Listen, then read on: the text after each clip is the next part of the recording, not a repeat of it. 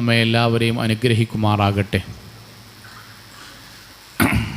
നമ്മുടെ ജീവിതത്തിൽ ആലോചിക്കേണ്ട പ്രധാനപ്പെട്ട ചില വിഷയങ്ങളാണ് ഇൻഷാ അല്ലാഹ് നമ്മൾ സംസാരിച്ചു കൊണ്ടിരിക്കുന്നത്. അതിലേറ്റവും പ്രധാനമായൊരു കാര്യം, പ്രവാചകൻ സല്ലല്ലാഹു അലൈഹി വസല്ലമ നമ്മളോട് പറഞ്ഞ ഒരു സുപ്രധാനമായൊരു വാക്ക്, ഇന്നലി കുല്ലി ഉമ്മത്തിൻ ഫിതന. ഓരോ സമൂഹത്തിനും അള്ളാഹു പ്രത്യേകമായ ചില പരീക്ഷണങ്ങൾ കൊടുത്തിട്ടുണ്ട്. എല്ലാ മനുഷ്യർക്കും ഉണ്ടാകുന്നത് പോലെ ജീവിതത്തിലുള്ള പരീക്ഷണങ്ങൾക്ക് പുറമെ ഓരോ സമൂഹത്തിനും അള്ളാഹു ചില പ്രത്യേക പരീക്ഷണങ്ങൾ നൽകും. അതിലൂടെ ആ സമൂഹം വിശ്വാസിയാണോ വിശ്വാസിയല്ലേ, ഈമാൻ ഉറച്ചവരാണോ അല്ലേ, സ്വർഗാവകാശിയാണോ അല്ലേ എന്ന് തീരുമാനിക്കുന്നതിന് വേണ്ടിയാണ്.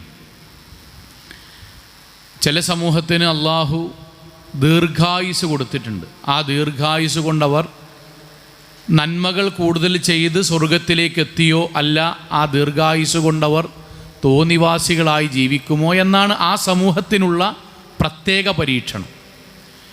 ചില സമുദായത്തിന് അള്ളാഹു ദാരിദ്ര്യം അധികമായി നൽകി പരീക്ഷിച്ചു. ആ ദാരിദ്ര്യം വരുമ്പോഴേക്കും അള്ളാഹുവിനെ അവർ കൈവിട്ട് ശിർക്കിലേക്കോ അല്ലെങ്കിൽ കുഫറിലേക്കോ എത്തിപ്പെടുന്നുവോ അല്ല കഠിനാധ്വാനം ചെയ്യുകയും തവക്കുൽ ചെയ്യുകയും അള്ളാഹുവിൽ ഭരമേൽപ്പിച്ച് ജീവിക്കുകയും ചെയ്യുന്നുവോ എന്ന് പരീക്ഷിക്കുകയാണ്. ഇത് പഠിപ്പിച്ചിട്ട് റസൂലുള്ളാഹി സ്വല്ലല്ലാഹു അലൈഹി വസല്ലമ നമ്മളോട് പറഞ്ഞു, വ ഇന്ന ഫിത്നത ഉമ്മത്തി, എൻ്റെ സമുദായത്തിന് അള്ളാഹു പ്രത്യേകമായി പരീക്ഷണമാക്കിയത് അൽ മാലു, സമ്പത്താണ്, പൈസയാണ്. എനിക്കും നിങ്ങൾക്കുള്ള പരീക്ഷണം ദീർഘായുസല്ല, പട്ടിണിയല്ല, ദാരിദ്ര്യമല്ല, രോഗമല്ല, അതൊക്കെ പൊതുവെ ഉണ്ടാകുന്നതാണ്. പ്രത്യേക പരീക്ഷണം അൽമാൽ, സമ്പത്താണ്. സമ്പത്ത് ഒരു വിശ്വാസിയുടെ ജീവിതത്തിൻ്റെ, ഒരു മനുഷ്യൻ്റെ ജീവിതത്തിൻ്റെ അടിത്തറയാണ്. പരിശുദ്ധ ഖുർആൻ അങ്ങനെ തന്നെയാണ് പറഞ്ഞത്, അല്ലത്തി ജഅലല്ലാഹു ലക്കും ഖിയാമ.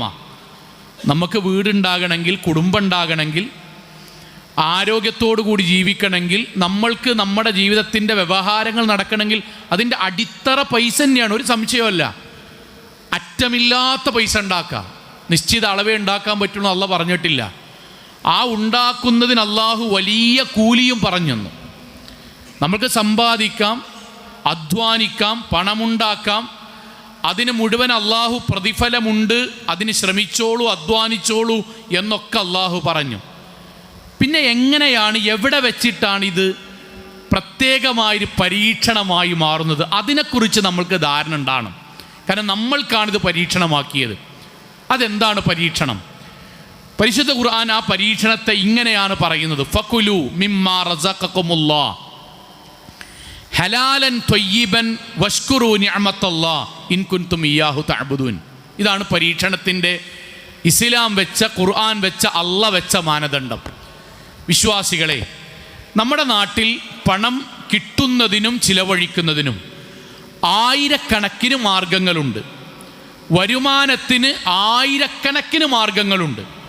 നല്ലതുണ്ട്, ചീത്തയുണ്ട്, പെട്ടെന്ന് കിട്ടുന്നതുണ്ട്, കഠിനാധ്വാനത്തിലൂടെ ലഭിക്കുന്നതുണ്ട്, സ്വദേശത്തുനിന്ന് കിട്ടുന്നതുണ്ട്, വിദേശത്തുനിന്ന് കിട്ടുന്നതുണ്ട്, ഒക്കെ ഉണ്ട്.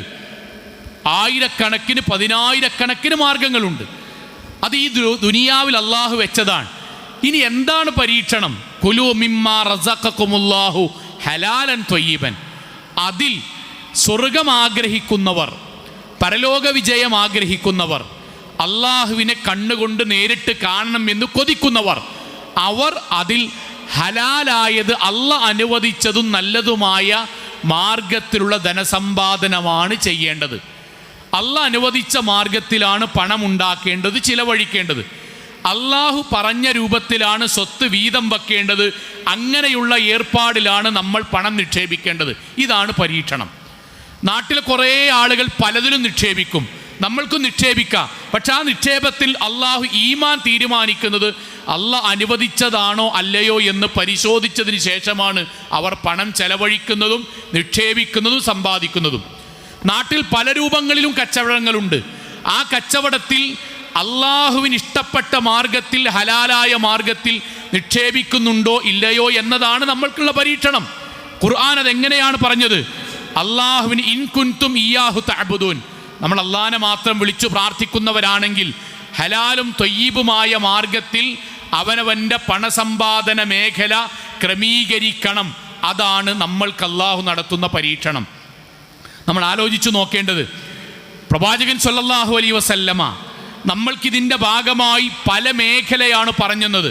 പ്രവാചകൻ നമ്മളോട് പ്രാർത്ഥിക്കാൻ വേണ്ടി പറഞ്ഞു, അല്ലാഹുമ്മ ഇന്നി അസ്അലുക, അല്ലാഹുവേ ഞാൻ നിന്നോട് ചോദിക്കും. നമ്മളോട് പ്രാർത്ഥിക്കാൻ വേണ്ടി പറഞ്ഞാൽ ഹലാലൻ റിസ്ഖൻ ഹലാലൻ ത്വയ്യിബ, അല്ലാഹുവേ എൻ്റെ വരുമാനത്തെ, എൻ്റെ ജീവിതക്രമത്തെ, എൻ്റെ സമ്പത്തിനെ നീ ഹലാലും ത്വയ്യിബുമാക്കി മാറ്റി തീർക്കണമേ എന്ന് അള്ളാഹുവിനോടൊരു വിശ്വാസി പ്രാർത്ഥിക്കണം എന്ന് പ്രവാചകൻ പറയാനുള്ള കാരണം എന്താണ്? നമ്മുടെ നാട്ടിൽ ആയിരക്കണക്കിന് പതിനായിരക്കണക്കിന് സമ്പത്തിൻ്റെ മേഖല ഉണ്ട്. ആ മേഖലയിൽ ചിലപ്പോൾ നമ്മളെ പെടുത്തിയേക്കാം, ചിലപ്പോൾ നമ്മളെ തെറ്റിദ്ധരിപ്പിച്ചേക്കാം, ചിലപ്പോൾ നമ്മുടെ മനസ്സിൽ ശൈത്വാൻ കുഴപ്പമില്ല എന്ന് തോന്നിപ്പിച്ചേക്കാം. പടച്ചോനെ, ഞങ്ങൾക്ക് അറിയണ മേഖലയുണ്ട്, അറിയാത്ത മേഖലയുണ്ട്. നാഥ, എൻ്റെ സമ്പത്ത്, എൻ്റെ കുടുംബത്തിന് വേണ്ടി ഞാൻ ചെലവഴിക്കുന്ന പൈസ, എൻ്റെ അനന്തര സ്വത്തായി എനിക്ക് കിട്ടിയ സമ്പത്ത്, എൻ്റെ ബാപ്പയും ഉമ്മയും എനിക്ക് നൽകിയ സമ്മാനം, എന്തായിക്കോട്ടെ പടച്ചോനെ, ഹലാലും ത്വയ്യിബുമായത് മാത്രമേ എൻ്റെ വരുമാനത്തിലേക്ക് നാഥ നീ എത്തിക്കേണ്ടതുള്ളൂ എന്ന് നമ്മൾ പ്രാർത്ഥിക്കണം എന്നാണ്. എന്തുകൊണ്ടാണെന്ന് ചോദിച്ചാൽ അതാണ് നമ്മൾക്കുള്ള പരീക്ഷണം. പ്രവാചകൻ സല്ലല്ലാഹു അലൈഹി വസല്ലമ, പ്രവാചകൻ്റെ പേരക്കുട്ടി ഹസൻ റളിയല്ലാഹു അൻഹു 7 വയസ്സോ, ഹദീസിൽ വന്ന വാക്കെന്താണ്, വഹുവ സ്വഗീറുൻ ഇബ്നു സബഅ സിനീൻ ഔ അഖൽ, ഒന്നുകിൽ 7 വയസ്സ് അല്ലെങ്കിൽ 7 വയസ്സിൻ്റെ താഴെ ഉണ്ടാവുള്ളൂ ഹസൻ റളിയല്ലാഹുവിൻ്റെ പ്രായം. ആ സമയത്ത് അദ്ദേഹം എന്ത് ചെയ്തറിയോ, കുട്ടി എന്ത് ചെയ്തറിയോ, വലമ്മ അഖദ ഹസൻ തംറത്തം മിൻ തംരി സദഖ, സക്കാത്തിൻ്റെ ഓഹരിന്ന് 7 വയസ്സ്, ഇസ്ലാമികമായിട്ട് പ്രായപൂർത്തിയായിട്ടില്ല, 7 വയസ്സിൻ്റെ താഴെ 5, 6 വയസ്സുള്ള പേരക്കുട്ടി സക്കാത്തിൻ്റെ ഓഹരിന്ന് ഒരു കാരക്കെടുത്തു. പ്രവാചകൻ സല്ലല്ലാഹു അലൈഹി വസല്ലം ഓടിച്ചെന്നു, ആ മറഹു അയ്യുൽഖീഹ, മോനെ അത് ഐക്കന്നെ ഇടണട്ടോ എന്ന് നബി പറഞ്ഞു. അപ്പണ്ട് വായിൽ കുറച്ച് കാല നബി പറഞ്ഞു, കഹ് കഹ്, മോനെ അത് തുപ്പ്, മോനെ നമുക്ക് കഴിക്കാൻ പാടില്ല, അത് മോനെ പുറത്തേക്ക് തള്ളു, മോനെ അത് വായിന്ന് പുറത്തേക്ക് തുപ്പ്. എന്നിട്ട് പ്രവാചകൻ ആ കുട്ടിനെ ചേർത്ത് പിടിച്ചോണ്ട് പഠിപ്പിക്കാൻ, മാ അലിംത അന്നഹാ ലാ തഹില്ലു ലനാ അസ്സദഖ, മോനെ പ്രവാചകന്റെ കുടുംബമായി നമുക്ക് സക്കാത്തിന്റെ ഒരു ഓഹരിയും നമുക്ക് തിന്നാൻ പാടില്ല എന്ന് അറിയില്ല മോനെ. സോങ്ങളെ നബി സല്ലല്ലാഹു അലൈഹി വസല്ലം എന്ത് വിചാരിച്ചില്ലറിയോ, ചെറിയ കുട്ടിയല്ലേ കുഴപ്പമില്ലല്ലോ എന്ന് നബി വിചാരിച്ചില്ല. കുട്ടിനെ ചേർത്ത് പിടിച്ചു സ്നേഹത്തോടുകൂടി പഠിപ്പിക്കാൻ, മോനെ ഹലാലും ഹറാമും ചെറുപ്പം മുതൽ തന്നെ നോക്കണട്ടോ, ഹറാമായ സമ്പാദ്യം അറിഞ്ഞുകൊണ്ട് ജീവിതത്തിലേക്ക് ഭക്ഷണമായോ വരുമാനമായോ വസ്ത്രമായോ വീടായോ ഓഹരിയായോ കൊണ്ടുവരരുത് കേട്ടോ. അങ്ങനെ കൊണ്ടുവന്നതോടുകൂടി നമ്മുടെ ജീവിതത്തിൽ പൈശാചികത വരും കേട്ടോ, അള്ളാഹ് നമ്മളെ കൈവിടും കേട്ടോ. കാരണം ഖുർആൻ നമ്മളോട് ഹലാലൻ ത്വയ്യിബൻ ഉപയോഗിക്കണം എന്ന് പറഞ്ഞിട്ട് അടുത്ത വാചകം എന്താ അറിയോ, ശ്രദ്ധിക്കണം നമ്മൾ ഖുർആന്റെ വാക്ക്, വലാ തത്തബിഉ ഖുതുവാത്തി ശൈത്വാൻ, വിശ്വാസികളെ ശൈത്വാന്റെ കാലടികളെ നിങ്ങൾ പിൻപറ്റരുത്. ഇതിന്റെ ശേഷം പറഞ്ഞറിയോ, ഹലാലും ത്വയ്യിബേ ഉപയോഗിക്കേണ്ടതുള്ളൂ, അങ്ങനെ വരുമാനം ഉണ്ടാക്കേണ്ടതുള്ളൂ, അങ്ങനെയാണ് നമ്മൾ ജീവിക്കേണ്ടത്. വലാ തത്തബിഉ ഖുതുവാത്തി ശൈത്വാൻ, ശൈത്വാനെ നിങ്ങൾ പിൻപറ്റരുത്. എന്തേ കാരണം? ശൈത്വാൻ മോഹിപ്പിക്കും ഹറാമിലേക്ക്, ശൈത്താൻ ന്യായീകരണം കണ്ടെത്തിക്കും ഹറാമിലേക്ക്, ശൈത്വാൻ ഹലാലിൽ ജീവിക്കും നമ്മുടെ ജീവിതത്തിലേക്ക് ഹറാമ് കൂമ്പാരമായി കൊണ്ടുവരും. എന്നിട്ട് പറയും പ്രശ്നമല്ല, പുതിയ കാലത്ത് പ്രശ്നമല്ല, ഇങ്ങനെ നോക്കുകയാണെങ്കിൽ ജീവിക്കാൻ കഴിയില്ല, ഈ പറയുന്ന മൗലിയമാരൊന്നും ഇങ്ങനെയല്ല, ഓൾക്ക് വർത്താനം മാത്രമേ ഉള്ളൂ. ഇതൊക്കെ ശൈത്താൻ നമ്മളെ പ്രലോഭിപ്പിക്കും. ഖുർആന്റെ വാക്കാണ്. എന്നിട്ട് അള്ളാഹു അത് നിർത്തണം എന്താ അറിയോ, ഇന്നഹു ലക്കും അദുവുൻ മുബീൻ, അറിയുക ലോകത്തെ ഏറ്റവും വലിയ ശത്രു ജൂതനല്ല, ജൂതനേക്കാളും വലിയ ശത്രുവുണ്ട്. ലോകത്തെ ഏറ്റവും വലിയ ശത്രു ഇവിടെയുള്ള തീവ്രവാദികളല്ല, അവർ ശത്രുക്കളെ പോലെ പെരുമാറുന്നു. അതിനേക്കാളും ഒരു ശത്രുവുണ്ട് നിങ്ങൾക്ക്, അതാരാണ്? ശൈത്വാനാണ്. ശൈത്വാൻ നിങ്ങളെ നരകത്തേക്ക് എത്തിക്കും. സമ്പത്ത് ഹലാൽ ഉണ്ടാക്കണം എന്നല്ല പറഞ്ഞിട്ട് അടുത്ത വാക്ക പറഞ്ഞ് ശൈത്വാൻ ശത്രുവാണ് ട്ടോ, അവനെ പിൻപറ്റരുത്. പ്രവാചകൻ ആ വാക്ക കുട്ടിനെ പഠിപ്പിക്കണ്, മോനെ മോനെ സക്കാത്തിന്റെ ഓഹരി നമുക്ക് ഹലാലല്ല, പക്ഷേ സക്കാത്തിന്റെ ഓഹരിയായി കാരക്ക ഉണ്ടാകാം. ആ കാരക്ക ഇസ്ലാമികമായി ബിസ്മി ചൊല്ലി കഴിക്കുന്ന പുണ്യാണ്. പക്ഷേ സക്കാത്തിന്റെ ഓഹരിന്ന് നബി കുടുംബം കഴിക്കാന്നുള്ളത് ഹറാമാണ്. മോനെ അത് ചെയ്യരുത് ട്ടോ. സഹോദരങ്ങളെ, എന്തിനാണിത് പറയുന്നതെന്നറിയോ? ഞാനടക്കം നമ്മൾക്ക് ആരാധനകളിൽ, വിശ്വാസ കാര്യങ്ങളിൽ, ദിക്ർ ദുആകളിൽ, ഖുർആൻ പാരായണങ്ങളിൽ പ്രവാചകൻ പഠിപ്പിച്ച ചെറുതും വലുതുമായ സുന്നത്തായ കാര്യങ്ങളിൽ നമ്മൾ കാണിക്കുന്ന ഒരു സൂക്ഷ്മതാബോധം, സഹോദരങ്ങളെ, യുവാക്കളെ, സമ്പത്തിന്റെ ഹലാലിന്റെ വിഷയത്തിൽ ചർച്ചയോ കൂടിയാലോചനയോ പഠനമോ നമ്മൾക്ക് കുറവാണ് എന്ന് മനസ്സിലാകുന്നു. നിസ്കാരത്തിലെ വിരല് ചൂണ്ടുന്ന വിഷയത്തെക്കുറിച്ച് 2 ഹദീത്തിൻ്റെയും അറ്റമെങ്കിലും നമുക്കറിയാം. പള്ളിയിലേക്ക് വന്ന് നമ്മൾ ദീനിയായി ജീവിക്കുമ്പോൾ ഓരോ ചെറിയ കൈകെട്ടുന്ന വിഷയത്തിലും, സൊഫ് നേരെയാക്കുന്ന വിഷയത്തിലും, ഹിജാബിന്റെ വിഷയത്തിലും പ്രവാചകൻ സല്ലല്ലാഹു അലൈഹി വസല്ലം പറഞ്ഞ ഓരോ ഹദീത്തിന്റെ അരികും മൂലയും നമുക്കറിയാം. അൽഹംദുലില്ലാഹ്, നല്ല കാര്യമാണ്. എന്നാൽ ഇസ്ലാമികമായി ഒരു വിശ്വാസിക്ക് ഈ സമൂഹത്തിന് അല്ലാഹ് പരീക്ഷണമായി സ്വർഗനരകത്തിന്റെ മുഅ്മിനിന്റെയും മുനാഫിക്കിന്റെയും ഇടയിലുള്ള പരീക്ഷണമായി അല്ലാഹ് വെച്ച സമ്പത്തിന്റെ സൂക്ഷ്മതയിൽ നമ്മൾക്ക് കാര്യമായൊരു ശ്രദ്ധ നഷ്ടപ്പെട്ടു പോകുന്നുണ്ടോ നമ്മൾ ആലോചിക്കണം. ഞാൻ കഴിക്കുന്ന ഭക്ഷണത്തിൽ കെമിക്കൽ വന്നിട്ടുണ്ടോ എന്ന് ഞാൻ 4-5 വട്ടം നോക്കും. കഴിക്കുന്ന ഹോട്ടലിൽ നിന്ന് ഇങ്ങനെ കഴിയുമ്പോൾ കയ്യുമ്പോൾ റെഡ് കളർ വന്നാൽ നമ്മൾ ചോദിക്കും, എടാ എന്തെങ്കിലും ഇതിലേറെ ചേർത്തിട്ടുണ്ടോ? കുടിക്കണ വെള്ളത്തിന്റെ അടിഭാഗത്ത് എന്തെങ്കിലും പൊടി കാണുമ്പോൾ നമ്മൾ ചോദിക്കും, എടാ അത് നല്ല വെള്ളം തന്നെയല്ലേ, വല്ല മാലിന്യം ഇതിൽ കലർന്നിട്ടുണ്ടോ? സഹോദരങ്ങളെ, ശരീരത്തിൽ എവിടെയെങ്കിലും വേദന വരുമ്പം രോഗം വരുന്നുണ്ടോ എന്ന് നമ്മൾ ചെക്കപ്പ് ചെയ്ത് നോക്കും. സഹോദരങ്ങളെ, 10-55 കൊല്ലത്തിനിടക്ക് നമുക്ക് ഒരുപാട് സമ്പത്തുണ്ട്, വരുമാനത്തിലുണ്ട്, സമ്മാനം കിട്ടിയതുണ്ട്, അനന്തര സ്വത്തായി കിട്ടുന്നുണ്ട്, വ്യത്യസ്ത ബിസിനസ് ഉണ്ട്, മക്കൾ കൊണ്ടുവരുന്നുണ്ട്, മരുമക്കളെ സമ്പത്തുണ്ട്. ഇതൊക്കെ നമ്മുടെ ജീവിതത്തിലാണ്. അതിൽ ഹലാലും ത്വയ്യിബുമല്ലാത്ത ഹറാമ് കലരുന്നുണ്ടോ എന്നൊരു പരിശോധന നമ്മൾ എത്ര ശതമാനം നമ്മൾ നടത്തുന്നുണ്ട് എന്ന് ആലോചിക്കുക. അത് നടത്തണം. കാരണം പ്രവാചകൻ സ്വല്ലല്ലാഹു അലൈഹി വസല്ലം വാക്കെന്താ അറിയോ? ഇസ്തഹിയു മിനല്ലാഹി ഹഖൽ ഹയാ. വിശ്വാസികളെ, അള്ളാഹിന്റെ മുന്നിൽ നമ്മൾ നല്ല ലജ്ജയുള്ളവരാകണം. സഹാബാക്കൾ ചോദിച്ചു, നബിയെ, ഞങ്ങൾക്ക് അള്ളാഹിന്റെ മുന്നിൽ നല്ല ലജ്ജ ഉണ്ടല്ലോ. യാ റസൂലല്ലാഹ്, ഇന്നാ ലനസ്തഹീ, ഞങ്ങൾക്ക് ലജ്ജ ഉണ്ടല്ലോ, നിങ്ങൾ തോന്നിയാസൊന്നും ചെയ്യണില്ലല്ലോ. അപ്പൊ പ്രവാചകൻ സ്വല്ലല്ലാഹു അലൈഹി വസല്ലം പറഞ്ഞു, അല്ല, ആ ലജ്ജയെ കുറിച്ചല്ല പറഞ്ഞത്. പിന്നെയോ, ഇതാ നിങ്ങൾക്ക് ലജ്ജയുണ്ടാകണം. വലാകിന്നസ്തഹിയാ മിനല്ലാഹി ഹഖൽ ഹയാ, യഥാർത്ഥ ലജ്ജ എന്ന് പറയുന്നത് വതഹ്ഫദൽ ബത്ന വമാ ഹവാ, സ്വന്തം വയറ്റിലേക്കും സ്വന്തം ശരീരത്തിലേക്കും അള്ളാഹു അനുവദിച്ചതല്ലാത്തത് ഞാൻ പ്രവേശിപ്പിക്കുകയില്ല എന്ന് തീരുമാനിക്കലാണ് ഏറ്റവും വലിയ ലജ്ജ. ആ പരിശോധന നമ്മൾ നടത്തണം. അത് നമ്മുടെ ജീവിതത്തിന്റെ ബേസിക്കാണ്. എന്തുകൊണ്ടറിയോ നിങ്ങളെ? ഞാൻ അറിഞ്ഞുകൊണ്ട് ബോധപൂർവം ശ്രദ്ധിക്കാതെ സൂക്ഷ്മതയില്ലാതെ എൻ്റെ ജീവിതത്തിലേക്ക് ഞാൻ എൻ്റെ സമ്പത്ത് എന്ന് പറഞ്ഞാൽ വരുമാനത്തിൽ ഹറാമ് വന്നാൽ മിനിമം എൻ്റെ ജീവിതത്തിൽ നടക്കുന്ന 4 കാര്യമാണ്. മിനിമം ഒന്നാമത്തെ എന്താ അറിയോ? എൻ്റെ ആരാധനകൾ പടച്ചോൻ തള്ളും. അതാണ് ആദ്യം സംഭവിക്കുക. നമ്മൾ ആദ്യം ശരിക്കറിയണം. ഖുർആന്റെ വാക്കെന്താ അറിയോ? പ്രവാചകൻ സ്വല്ലല്ലാഹു അലൈഹി വസല്ലം പഠിപ്പിക്കാൻ, ഇന്നല്ലാഹ ത്വയ്യിബുൻ, ഇന്നല്ലാഹ തആല ത്വയ്യിബുൻ, അല്ലാഹ് പരിശുദ്ധനാണ്. ലാ യുഖ്ബിലു ഇല്ല ത്വയ്യിബ, ഹലാലും ശുദ്ധവുമല്ലാത്ത ഒന്നും അല്ലാഹ് സ്വീകരിക്കൂല, പടച്ചോ സ്വീകരിക്കൂല. ഇബ്നു ഉമർ റളിയല്ലാഹു അൻഹു വിശദീകരിച്ചുകൊണ്ട് പറയുന്ന വാക്കെന്താ അറിയോ? മൻ സല്ലാ ഫീ സൗബി ബി 10 ദറാഹിം, ഒരാൾ 10 ദിർഹമിന്റെ ഡ്രസ് ഇട്ട് നിസ്കരിച്ചു, ഒരു 100 രൂപയുടെ 200 രൂപയുടെ ഷർട്ട് ഇട്ട് നിസ്കരിച്ചു. ഫീഹാ ദിർഹമുൻ ഹറാമുൻ, അതിൽ 1 ദിർഹം പടച്ചോൻ അനുവദിക്കാത്ത മാർഗത്തിലൂടെ ഉണ്ടാക്കിയ പൈസയായിരുന്നു. 200 രൂപയിൽ 10 രൂപ പടച്ചോൻ ഹറാമാക്കിയ മാർഗത്തിലൂടെ കിട്ടിയ പൈസ, കലർന്ന പൈസ കൊണ്ടാണ് ആ ഡ്രസ്സ് വാങ്ങിയതെങ്കിൽ ലം യുഖ്ബലല്ലാഹു ലഹു സ്വലാത്തുൻ മാദാമ യുസല്ലി ഫീ, ആ വസ്ത്രമുള്ള കാടത്തോളം ഒരൊറ്റ ആരാധനയും നിസ്കാരവും പടച്ചോൻ സ്വീകരിക്കൂല. ഇതാണ് ഏറ്റവും ഗൗരവം. നമുക്ക് ആകെയുള്ളത് എന്താ കൂട്ടരെ? എനിക്കും ഇങ്ങൾക്കും ആകെയുള്ളത് എന്താ? ബദറോ ഉഹുദോ ഖന്തക്കോ ഹിജറയോ, പ്രവാചകനെ നേരിട്ട് കണ്ട പ്രവാചകന്റെ ഖുത്ബ കേട്ട് അവിടെയുള്ള ത്യാഗമോ, നമുക്ക് ഇസ്ലാമിന്റെ മാർഗത്തിൽ ഒരു രക്തത്തിന്റെ തുള്ളി പോയിട്ട് വിയർപ്പിന്റെ തുള്ളി പോലും പടച്ചോന്റെ മുന്നിൽ കാണിക്കാൻ നമുക്കില്ല. ആകെയുള്ള നിസ്കാരാണ്. ആകള് റമദാനിലെ നോമ്പാണ്. എപ്പോഴെങ്കിലും നമ്മൾ കൊടുക്കുന്ന സ്വതക്കയും ദാനധർമ്മവും ഈ പള്ളിക്കൊക്കെ വരലും ഈ ജുമയും ഇത് മാത്രമാണ്. അള്ളാഹു സ്വീകരിക്കുമാറാകട്ടെ. ഇതുപോലും പരലോകത്തില്ലെങ്കിൽ അതിനേക്കാളും വലിയ ദുഷ്ടന്മാർ, അതിനേക്കാളും വലിയ ദൗർഭാഗ്യവാന്മാർ, ഗതികെട്ടവർ ദുനിയാവിലാരാ? പടച്ചോ സ്വീകരിക്കൂല നേർക്കുനേരെ പറയാൻ. ഷെയ്ഖ് ഇബ്നു ബാസ് റഹിമഹുല്ലാ അദ്ദേഹം ആയത്തിനെ വിശദീകരിച്ചുകൊണ്ട് പറഞ്ഞ വാക്യം നമ്മൾ ശ്രദ്ധിക്കണം. അസ്ബാബു അദ്മിൽ ഖുബൂലിൽ അഅമാൽ മുതനവ്വിഅ.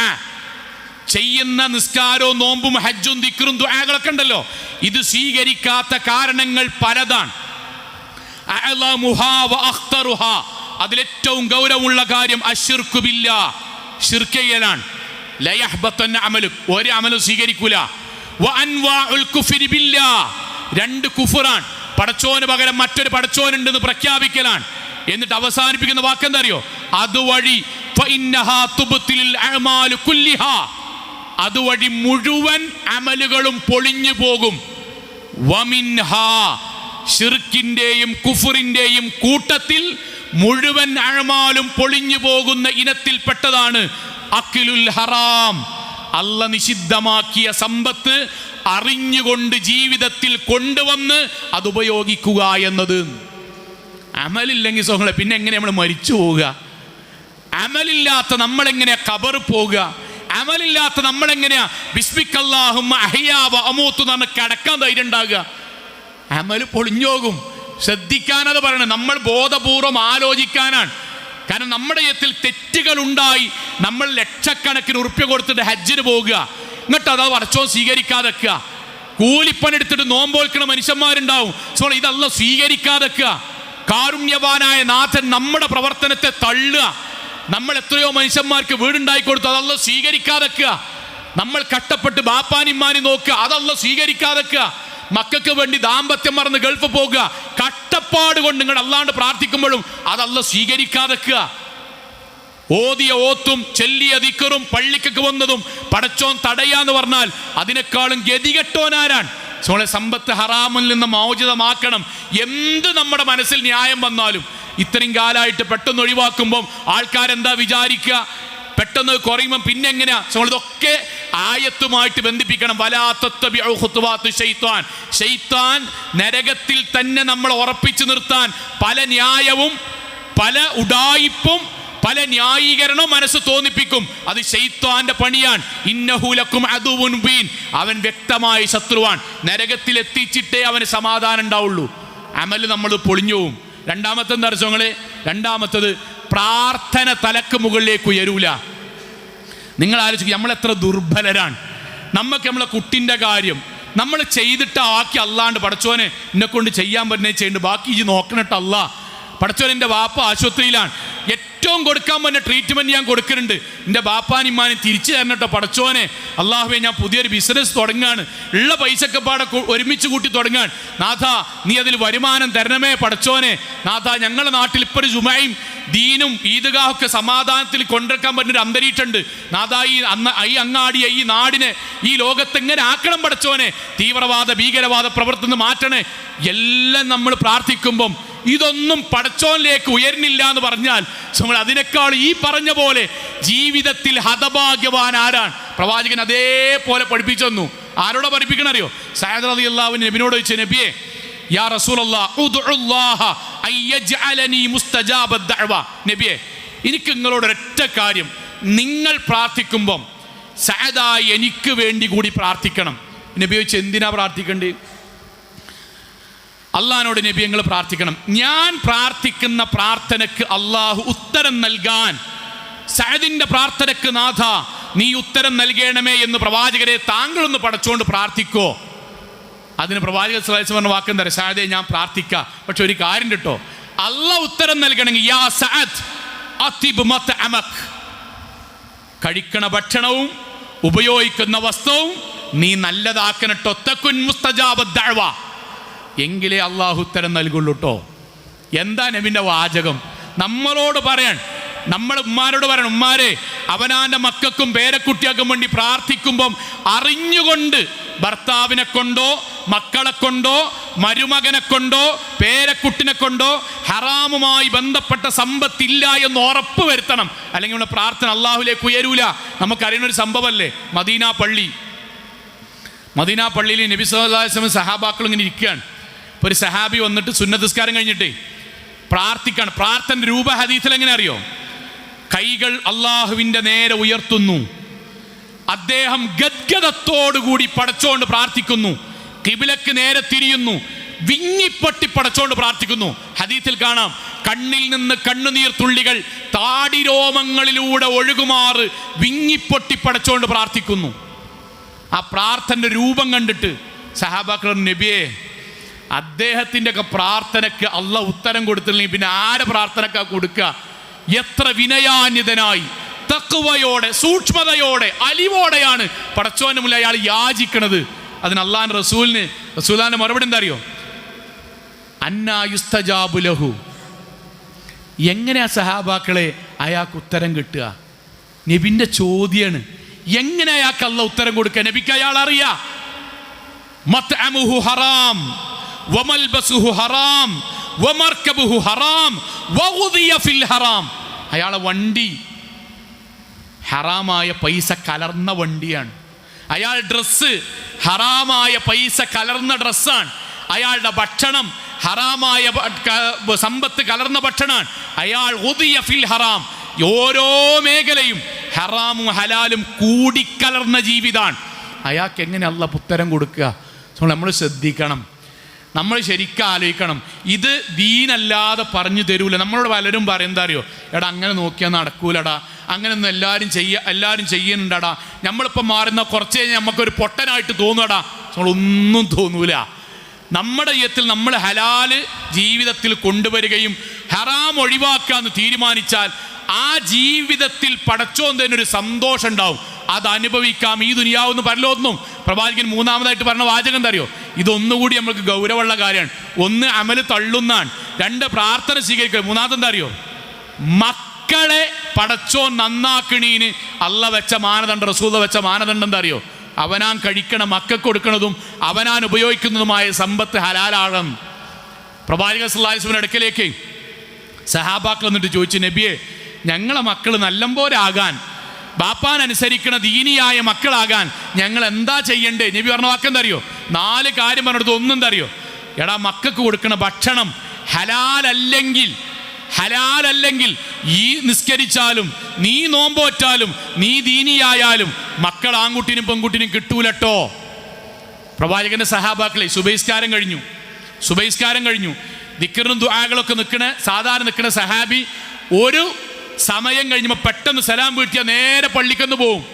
റസൂൽ സല്ലല്ലാഹു അലൈഹി വസല്ലം അദ്ദേഹത്തെ 2-3 ദിവസം കഴിഞ്ഞപ്പം വിളിച്ചു. ഇങ്ങോട്ട് പറഞ്ഞു, എൻ്റെ പള്ളിക്ക് 2-3 മിനിറ്റ് ഇരുന്നിട്ടൊന്ന് ദിക്റും ദുആകളും പ്രാർത്ഥനയും ചൊല്ലാതെ എവിടേക്കായി ധൃതിപ്പെട്ട് പോണത്? അത് അദ്ദേഹം പറഞ്ഞ വാക്കെന്താ അറിയോ? റസൂലുള്ളാഹ്, എൻ്റെ അയൽവാസിയുടെ വീട്ടിലുള്ള മരം എൻ്റെ പറമ്പിലേക്കിനെ ചെരിഞ്ഞ് നിൽക്കുന്നുണ്ട്. ഇപ്പോൾ കായ അതിൻ്റെ ഫലം വീഴുന്ന സമയമാണ്. രാവിലെ എഴുന്നേൽക്കുമ്പോൾ അത് വീണിട്ടുണ്ടാവും. എൻ്റെ മക്കൾ ഞാൻ സുബൈസ്കാരം കഴിഞ്ഞ് ദിക്റുകളും ദുആകളും കഴിഞ്ഞ് വീട്ടിൽ എത്തുമ്പോൾ ചിലപ്പോൾ എൻ്റെ ചെറിയ കുട്ടി എഴുന്നേറ്റിട്ട് വീട്ടിലേക്ക് വീണ പറമ്പിലേക്ക് വീണ ആ ഫലങ്ങൾ കഴിച്ചാൽ പടച്ചോനെ ഞങ്ങൾക്ക് അനുവദനീയമല്ലല്ലോ. അതുകൊണ്ട് ഞാൻ റസൂലുള്ളാഹ് പള്ളിക്കന്ന് ഞാൻ നേരെ പോകും, പോണീൻ്റെ ഇടയ്ക്ക് ദിക്റുകളും ദുആകളും ചൊല്ലും. എന്നിട്ട് എൻ്റെ പറമ്പിലേക്ക് വീണ ആ പഴങ്ങൾ അവൻ്റെ പറമ്പിലേക്ക് തന്നെ തിരിച്ചിടും. മക്കൾ കഴിക്കണീൻ്റെ മുമ്പ്, അവരെഴുന്നേക്കണതിന് മുമ്പ്, ചെറിയ മക്കൾ എഴുന്നേക്കണതിന് മുമ്പ് ഞാൻ മക്കൾക്ക് കിട്ടാത്ത രൂപത്തിലേക്ക് ആക്കി വെക്കും. ഇതെവിടുന്ന സഹാബാക്ക് കിട്ടിയത്? ഇതെവിടുന്ന സഹാബാക്ക് നബി പഠിപ്പിച്ചതാണ്. അവനാൻ്റെ മക്കൾ നന്നാകണമെങ്കിൽ ബാപ്പാരുമാരും ആലോചിക്കുക, അവർ കഴിക്കണ ഭക്ഷണം അവർക്ക് കൊടുക്കണതും നമ്മൾ കഴിക്കണതും ഹലാലല്ലേ? അങ്ങാടിയിൽ നിന്ന് വാപ്പാണ്ട് വർത്താനം പറയുന്ന തട്ടിക്കേറുന്ന മക്കൾ അതുവഴി ഉണ്ടാകുന്ന നബി പറഞ്ഞ്. നമ്മൾ അങ്ങോട്ട് നന്നായി നോക്കിയാലും ഇങ്ങോട്ട് ബാപ്പാ നിങ്ങൾക്ക് അസുഖം വല്ലാതെ ആകുമ്പോൾ എന്നെ ഫോൺ വിളിച്ചോണ്ട് ഞാൻ വരാന്ന് പറഞ്ഞ മക്കൾ ഉണ്ടാക്കുന്ന അല്ല പറഞ്ഞ്. അത്രമാത്രം അവർക്ക് വേണ്ടി കഷ്ടപ്പെട്ടാലും എന്തെങ്കിലും പൈസ നമ്മൾ ചോദിക്കുമ്പോഴേക്ക് കണക്ക് പറഞ്ഞിട്ട് ബാപ്പാനിമാനും വരക്കണ മക്കളല്ല ഉണ്ടാക്കുന്ന അല്ല പറഞ്ഞ്. അല്ല കാത്തിരക്ഷിക്കുമാറാകട്ടെ. നമ്മൾ ശ്രദ്ധിക്കണം, നമ്മുടെ സമ്പത്തിൽ പുനരാലോചന ഉണ്ടാകണം. 4-മത്തത് കൂടി പറഞ്ഞ് അവസാനിപ്പിക്കാൻ, ഹറാമായ സമ്പത്ത് ബോധപൂർവം നമ്മുടെ ജീവിതത്തിലേക്ക് വന്നാൽ, സ്വത്തോഹരി വക്കിനോടുത്ത് വന്നാൽ, വളച്ചുകെട്ടിനോടുത്ത് വന്നാൽ, കച്ചവടത്തിൽ വന്നാൽ, വരുമാനത്തിൽ വന്നാൽ, മറ്റൊരാളുടേത് കട്ടെടുക്കുക വഴി വന്നാൽ, ബാക്കിയുള്ള മേഖലയിൽ അള്ളാഹ് അനുവദിക്കാത്ത മേഖലയിൽ കൂടെ കൊണ്ടുവന്നാൽ, അമലുകൾ പൊളിയുന്ന പോലെ, ദുആകൾ സ്വീകരിക്കാത്ത പോലെ, മക്കൾ വഴിതെറ്റുന്നത് പോലെ നരകത്തിലേക്ക് നേർക്കുനേരെ പ്രവേശനമുണ്ടാകും എന്ന് പ്രവാചകൻ പഠിപ്പിക്കാൻ. ലാ യദ്ഖുലുൽ ജന്ന, സ്വർഗത്തിൽ പ്രവേശിക്കൂല. ജസദുൻ, ഒരു തടി, ഒരു ശരീരം സ്വർഗത്ത് പോകൂല.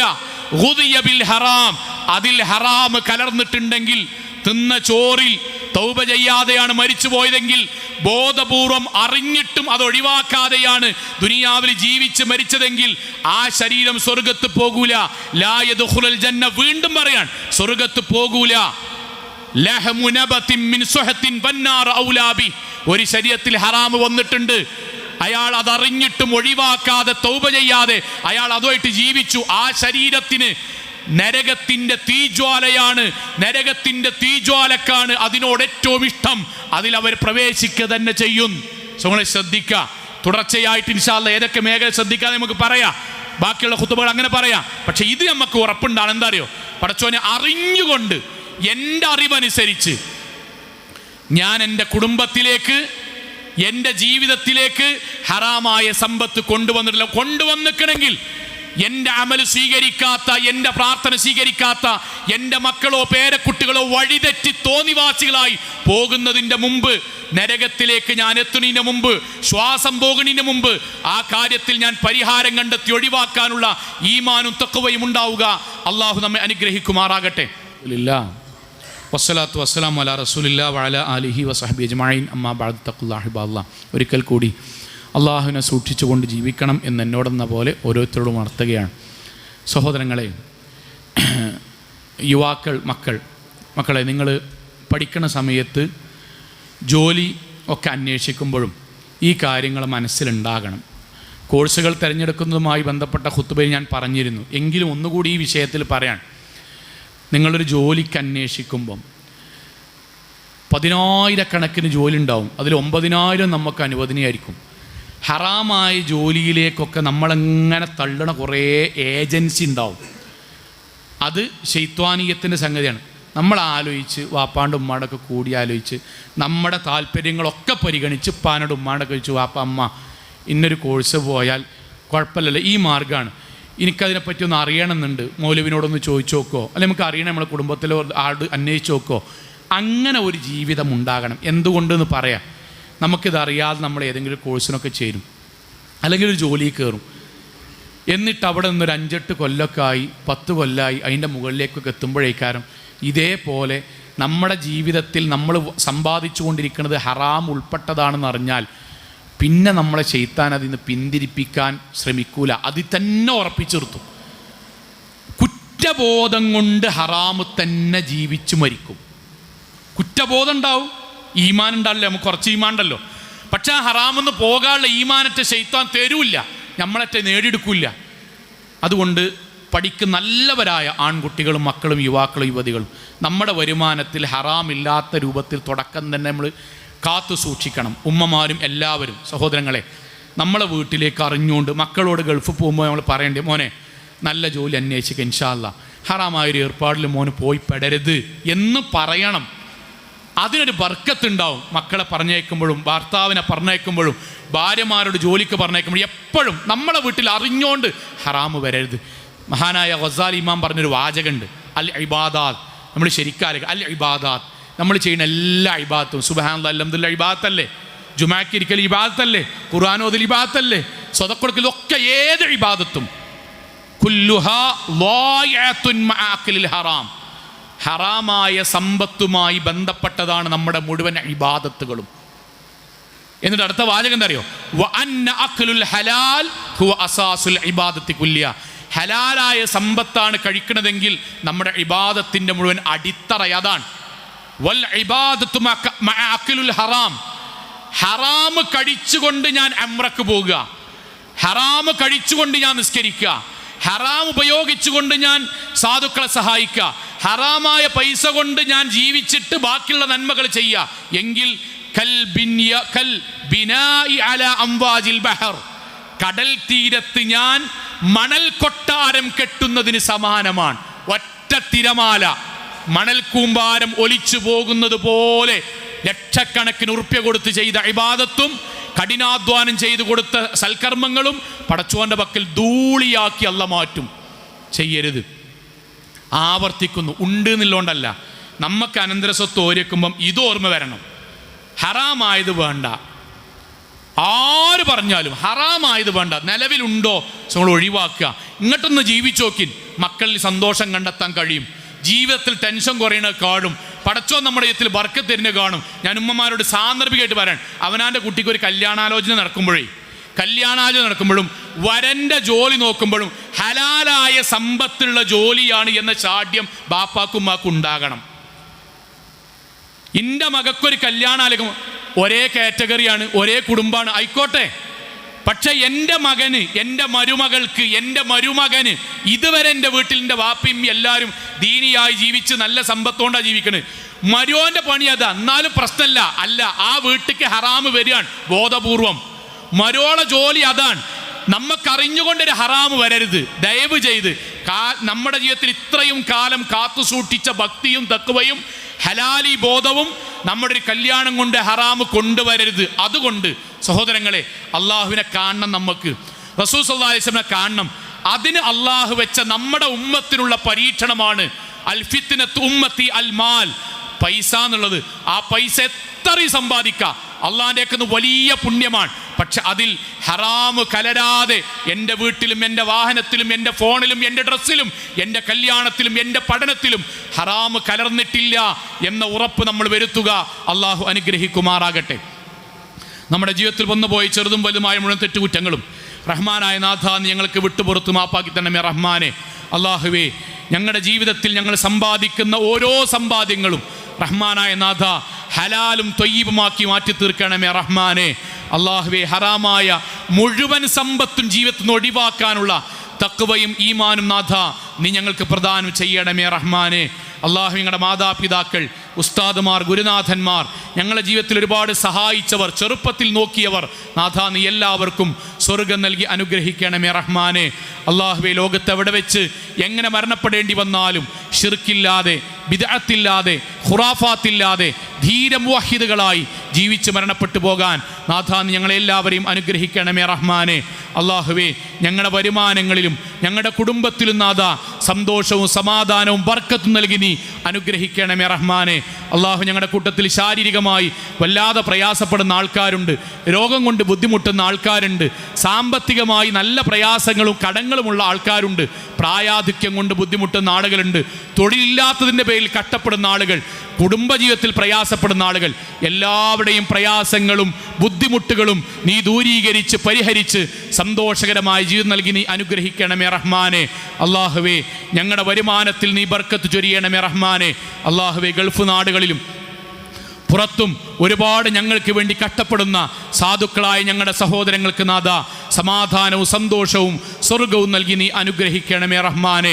അല്ലാഹുമ്മ ഗഫിർ ലിൽ മുഅ്മിനാത്ത് വൽ മുസ്ലിമീന വൽ മുസ്ലിമാത്ത് അൽ അഹ്യാഉ മിൻഹും വൽ അംവാത്ത് ഇന്നക മുജീബു ദഅവാതി യാ ഖാദിയൽ ഹാജാത്ത്.